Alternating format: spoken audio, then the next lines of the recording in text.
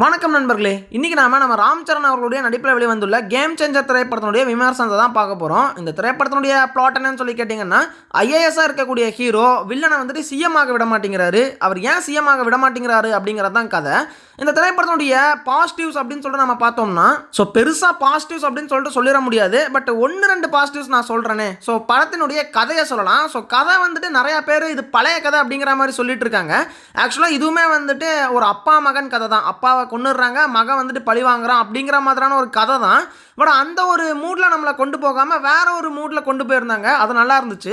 And also இந்த திரைப்படத்தில் அந்த அப்பா மகன் கதை அப்படின்னு சொல்லிட்டு நம்மளை சொல்ல விடாமல் இருக்கிறதுக்காக நிறைய ட்ராக் வந்து பார்த்தோன்னா யூஸ் பண்ணியிருந்தாங்க. நம்ம ராம் சரண் அவர்களை ஃபஸ்ட்டு ஐஏஎஸ்ஸாக காட்டிட்டு, அப்புறம் இதுக்கு முன்னாடி ஐபிஎஸ்ஸாக இருந்தாருன்னு காட்டுறது, அப்புறம் ஃபஸ்ட்டு அவர் ஸ்டூடெண்ட்டாக இருந்தார் அப்படிங்கிற மாதிரி காட்டுறது, அப்புறம் எலெக்ஷன் கமிஷனில் ஒரு ஆஃபீஸர் ஆகிறாருங்கிற மாதிரி காட்டுறது, இந்த மாதிரி நிறைய ட்ராக் வந்து பார்த்தீங்கன்னா நம்ம ராம் சரண் அவர்களுக்கு கொடுத்தாங்க.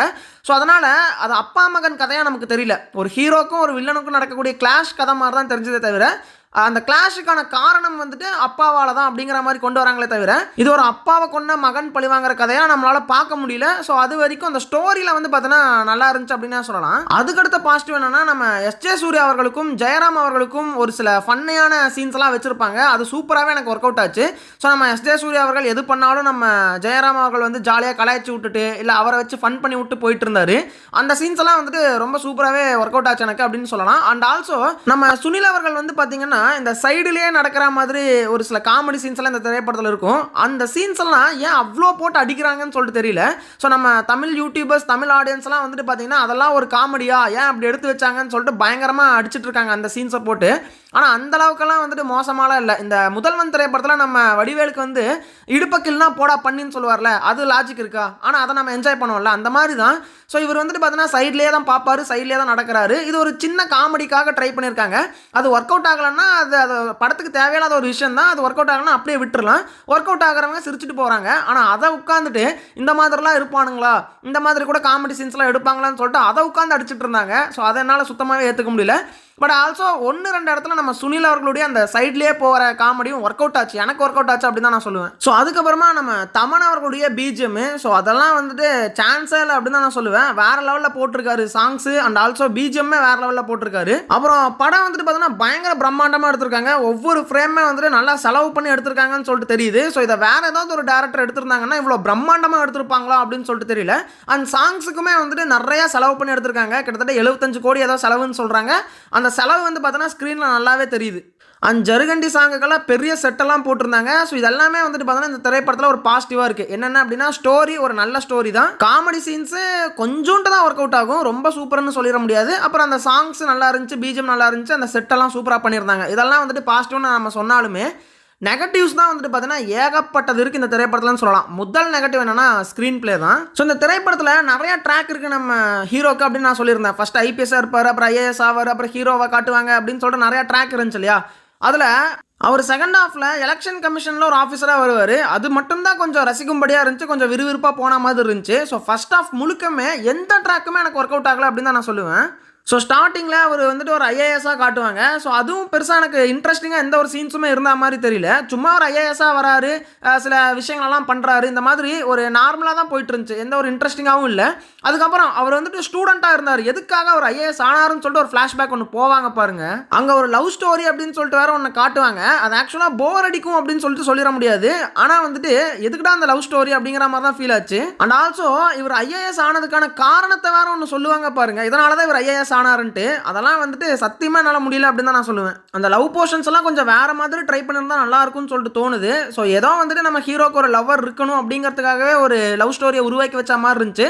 ஸோ அதை படத்தில் ஒட்டாத மாதிரி தான் ஃபீல் ஆச்சு. அண்ட் ஆல்சோ இன்னொரு வேளை நம்ம சங்கர் சார் இப்படி பண்ணுவார் நான் சுத்தமாக எதிர்பார்க்காத விஷயம் என்னன்னா சாங் பிளேஸ்மெண்ட் தான்.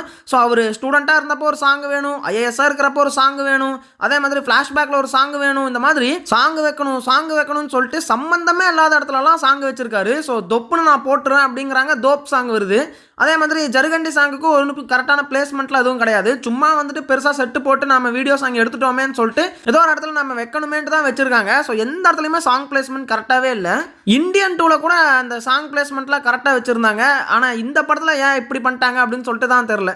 இப்போ நீங்கள் சொல்லுவீங்க ப்ரோ கமர்ஷியல் படத்துலலாம் சாங் அப்படி தான் ப்ரோ இருக்கும், பிளேஸ்மெண்ட்லாம் நம்ம எதிர்பார்க்கக்கூடாது, நமக்கு பாட்டு கேட்டோமா அவ்வளோதான் முடிஞ்சதுன்னு சொல்லுவீங்க. ஆக்சுவலாக கதைக்கு தேவைப்படுற மாதிரியான ஒரு இடத்துல சாங்கை வச்சா நல்லா தான் இருக்கும். அதை கரெக்டாக பண்ண முடியும் தான், ஏன் பண்ண மாட்டேங்கிறாங்கன்னு தெரியல. ஏதோ ஒரு இடத்துல சாங்கை வச்சு விட்டுறாங்க இப்போல்லாம். அண்ட் அடுத்தது நெகட்டிவ் என்ன அப்படின்னு சொல்லிட்டு பார்த்தோம்னா, எஸ்ஜே சூர்யா கேரக்டர் இன்னும் பவர்ஃபுல்லாகவே காட்டியிருக்கலாம். ஸோ ஒரு டம்மி பீஸ் மாதிரி தான் காட்டியிருந்தாங்கன்னு சொல்லலாம். ஸோ ஒரு முட்டாள் அரசியல்வாதியாக தான் நம்ம எஸ்ஜே சூர்யா அவர்களை காட்டியிருக்காங்க. ஒரு இன்டெலிஜென்ட் ஆஃபீஸராக வந்து பார்த்தீங்கன்னா நம்ம ராம் சரண் அவர்களை காட்டிட்டாங்க. ஸோ இதுக்கு மேலே வந்து பார்த்தீங்கன்னா ஈஸியாகவே ப்ரெடிக்ட் பண்ணிடலாம் இல்லையா. எப்படி இருந்தாலும் அவன் ஒரு முட்டாள், அவன் கடைசியில் இந்த இன்டெலிஜென்ட் கிட்ட தோற்று தான் போகிறான் அப்படின்னு சொல்லிட்டு தெளிவாகவே தெரிஞ்சு போச்சு. ஒரே ஒரு இடத்துல மட்டும் நம்ம எஸ்ஜே சூர்யா அவர்கள் இன்டெலிஜென்ட்டாக ஒன்று பண்ணுறன்ட்டு பண்ணுவார். பட் அதுவும் வந்து பார்த்தீங்கன்னா ஈஸியாகவே முறியடிச்சிருவார் நம்ம ராம் சரண் அவர்கள். அந்த இடம் வேணால் கொஞ்சம் எங்கேஜிங்காக போச்சு. பரவாயில்லையே, இந்த அளவுக்கு வில்லன் கேரக்டருக்கு ஒரு இது கொடுத்துருக்காங்களேங்கிற மாதிரி ஃபீல் ஆச்சு. பட் அந்த பிரச்சனை முடிஞ்சக்கப்புறமா நம்ம எஸ்ஜே சூர்யா அவர்களுடைய கேரக்டர் சுத்தமாகவே படுத்துருச்சு அப்படின்னு தான் சொல்லி ஆகணும். ஸோ அதனாலே வில்லன் கேரக்டருமே வந்துட்டு ஹீரோ கேரக்டர் அளவுக்கு ஈக்குவலாக டிசைன் பண்ணாத காரணத்தினால அந்த பக்கம் கொஞ்சம் வீக்காக தெரிஞ்சுது அப்படின்னே சொல்லலாம். ஸோ அண்ட் ஆல்சோ கதையுமே ஒரு நல்ல கதை, கேரக்டர்ஸுமே நிறைய கேரக்டர்ஸ் இந்த படத்தில் தேவைப்படுற கேரக்டர்ஸாக இருந்தாங்க. ஆனால் நம்ம சங்கர் அவர்கள் தான் யூட்டிலைஸ் பண்ணாமல் போயிட்டாரோங்கிற மாதிரி தான் ஃபீல் ஆச்சு. ஏன்னா நம்ம ராம் சரண் அவர்கள், எஸ்ஜே சூர்யா அவர்கள், நம்ம ஜெயராம் அவர்கள், அதுக்கப்புறம் வந்துட்டு சிஎம்மாக ஒருத்தர் இருந்திருப்பார், அவர் இறந்துருப்பார். ஸோ அந்த கேரக்டர், இந்த மாதிரி நிறையா கேரக்டர்ஸ் வந்து பார்த்தோன்னா படத்துக்கு தேவை தான். ஏன் நம்ம அஞ்சலி அவர்கள் அவங்க கூட வந்து பார்த்தீங்கன்னா படத்தில் ஒரு முக்கியமான ரோல் தான், ஆனால் அவங்களுமே பெருசாக தெரிய மாட்டேங்கிறாங்க அப்படிங்கிற மாதிரி தான் ஃபீல் ஆச்சு. ஸோ எனக்கு தெரிஞ்சு நம்ம சங்கர் அவர்களுக்கு பதிலாக வேற ஒரு டேரக்டர் எடுத்திருந்தாங்க அப்படின்னா அந்த கேரக்டரை கொஞ்சம் ஸ்ட்ராங்காக காட்டியிருந்தாங்க. அதாவது ராம் சரண் அவர்களை ஸ்ட்ராங்காக காட்டின மாதிரி எல்லா கேரக்டர்ஸுமே ஈக்குவலான இம்பார்ட்டன்ஸ் கொடுத்துருந்தாங்கன்னா இது ஒரு நல்ல படமாக வந்திருக்க வேண்டியது தான். ஆனால் நம்ம சங்கர் அவர்கள் கோட்டை விட்டார் அப்படின்னு தான் சொல்லி ஆகணும். ஸோ ஃபைனலாக என்ன தான் ப்ரோ சொல்ல வர, படம் ஒர்த்தா பார்க்கலாமா வேணாமான்னு சொல்லி கேட்டிங்கன்னா, ஸோ ஒரு நல்ல கதை தான், நல்ல கேரக்டர்ஸுமே இந்த திரைப்படத்தில் இருக்காங்க. ஆனால் அதை அப்படியே கோட்டை விட்டால் எப்படி இருக்கும், அப்படி தான் வந்திருக்கு இந்த திரைப்படம். ஸோ அதெல்லாம் தாண்டி ஒரு கமர்ஷியல் என்டர்டைன்மெண்ட்டாக இந்த திரைப்படம் இருக்குமா, ஃபேமிலியோட ஜாலியாக உட்காந்து ஒரு 3 மணி நேரம் ஸ்பெண்ட் பண்ணலாமான்னு சொல்லி கேட்டிங்கன்னா ஓகே பண்ணலாம் அப்படின்னு தான் நான் சொல்லுவேன். ஏன்னா அந்த பிஜிஎம் சாங்ஸு, அப்புறம் அந்த ஓரளவுக்கு ஒரு நல்லா இருக்கக்கூடிய ஸ்டோரி, இதெல்லாமே வந்துட்டு படத்தை காப்பாற்றிடும் அப்படிங்கிற ஒரு நம்பிக்கை தான் எனக்கு இருக்குது. பார்ப்போம் என்ன ஆகுதுன்னு சொல்லிட்டு. சரி ஓகே நண்பர்களே, ஸோ இந்த ஒரு திரைப்படத்திற்கு என்னுடைய ரேட்டிங் என்னன்னா 6.2 out of 10. ஸோ நீங்கள் இந்த கேம் சேஞ்சர் திரைப்படத்தை பார்த்துட்டீங்களா, உங்களுக்கு இந்த படம் பிடிச்சிருந்தா இல்லைன்னு சொல்லிட்டு மறக்காம கமெண்ட்ல சொல்லுங்கள். உங்களை நான் அடுத்த வீடியோவில் சந்திக்கிறேன்.